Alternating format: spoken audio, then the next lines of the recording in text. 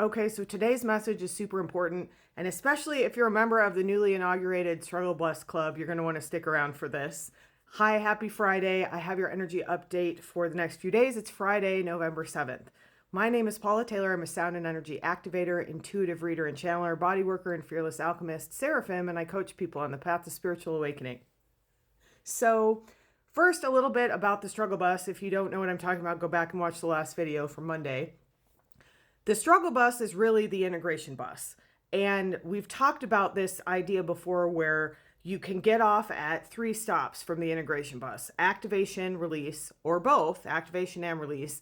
And then you're back on the integration bus, which means whatever I just shifted needs to be integrated. And the bigger the shift, the harder the integration is. And that's where the struggle bus came in. So if you were with me on the struggle bus, congratulations, you had a huge shift leading up to that, and you have been in the integration. And that's where the importance of this message comes in. So I'm going to do my best to kind of explain my experience, and then I'm going to let the seraphim come through and channel directly, because they had kind of a hard message for me to receive that I was like, do I have to really share this? And they were like, yes, you do. So I'm going to let them share that part directly, but I'm going to talk a little bit as myself first. So I woke up this morning and I got on TikTok. It's the first time I've had in like really over a week to spend much time there, because I was out of town and then I got back and I've been trying to catch up on things. And I kept seeing all these posts about a timeline jump and the solar flares and people feeling all this bliss and amazingness and like it's the solar event and blah blah blah. And I was like, the what now? Like, I don't feel any of this stuff. And I immediately kind of went into that space of judgment or like fear. And I was like, oh, am I missing it? Oh, something's happening and I'm missing it. So I checked in with my guides and they're like, oh, you made that jump a while ago. And I was like, oh, I did? And they said, yeah, why do you think we sent you to Santa Barbara? And I was like, oh, and if you recall the videos I was posting when I was in Santa Barbara, I was hugely expansive and going through this huge awakening shift, that whatever my next up leveling is, I don't like that terminology, expansion. And it was during eclipse season. So a lot of other people at that time were struggling. And I was in the like, oh my God, everything's light and love and amazing. And it's so joyful.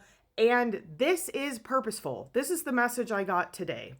My first differentiation from source is seraphim. So when I say I'm a seraphim, like that's where I came from. I'm a human. And I have a direct connection to the seraphim realm.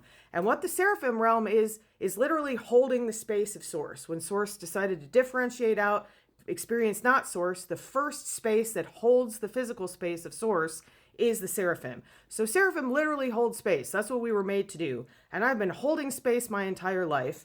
And we hold space for each other as some of us are jumping and some of us are already there and some of us are not quite there yet. And there should be no judgment in any of that.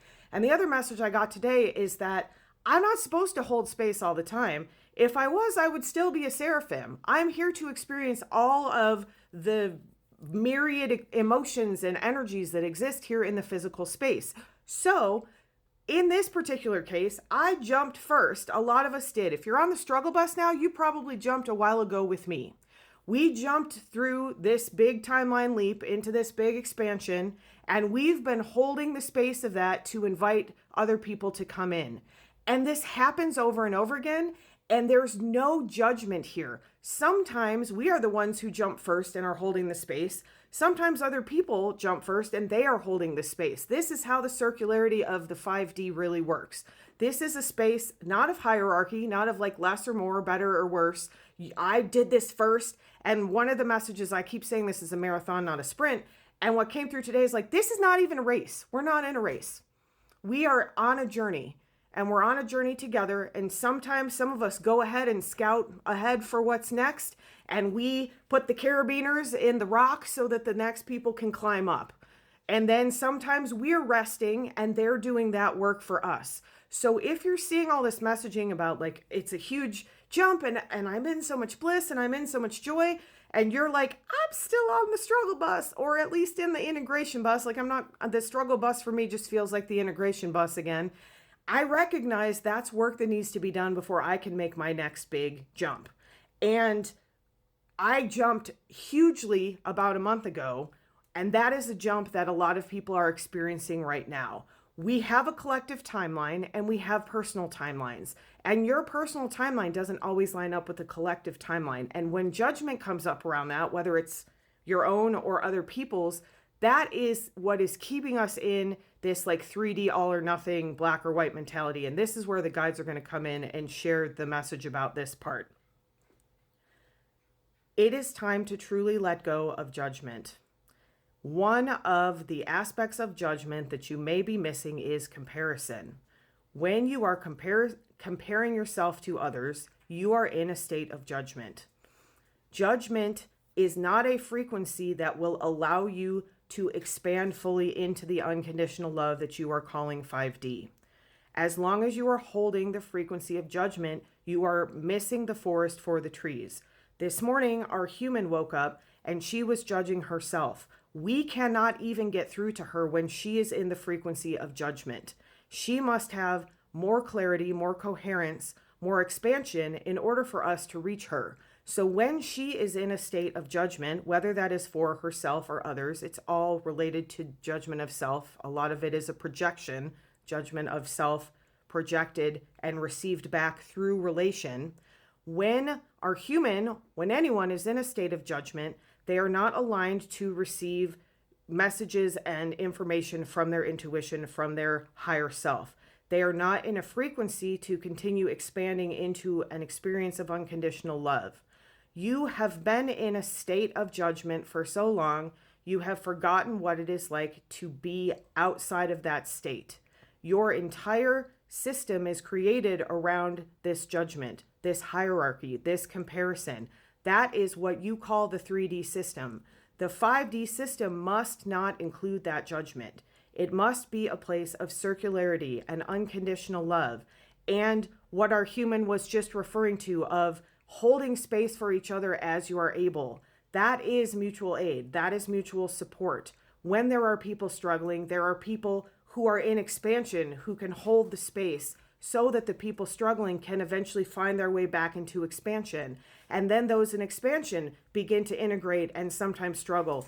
And they are held by the people who are in expansion. We are not meant to be comparing ourselves to others. We are meant to be holding space, receiving, and experiencing all of the joy that exists in the physical realm. Joy is the frequency of what you call the 5D. Joy is the coherence you must find in your field if you are ready to expand. And part of moving into joy is releasing the judgment of yourself, the judgment of others, and even the judgment of society at large. As long as you are holding the structure of judgment in your field, you cannot move into the structure of expansion that is experienced as what you keep calling 5D. Joy is the coherence you are meant to move into. Joy does not mean always feeling happy. Joy is a state of being open to your own truth. Joy is a state of receiving. When you are struggling, you can receive, and that is still the frequency of joy. Joy is not the absence of struggle. Joy is the absence of judgment. Okay, I knew we were getting close on time. Quick activation. Don't do this while you're driving. Close your eyes if you can. Maybe put "I hold the frequency of joy" to consent in the comments. Ooh, yama, yeah, yama, yeah, yama, yama, yeah, yama, yama, yeah, yama, yeah, yama. Say yama, yeah, yama, yama, yama, yama. Say yama, yama, yama. Ooh. Say aye. Ooh.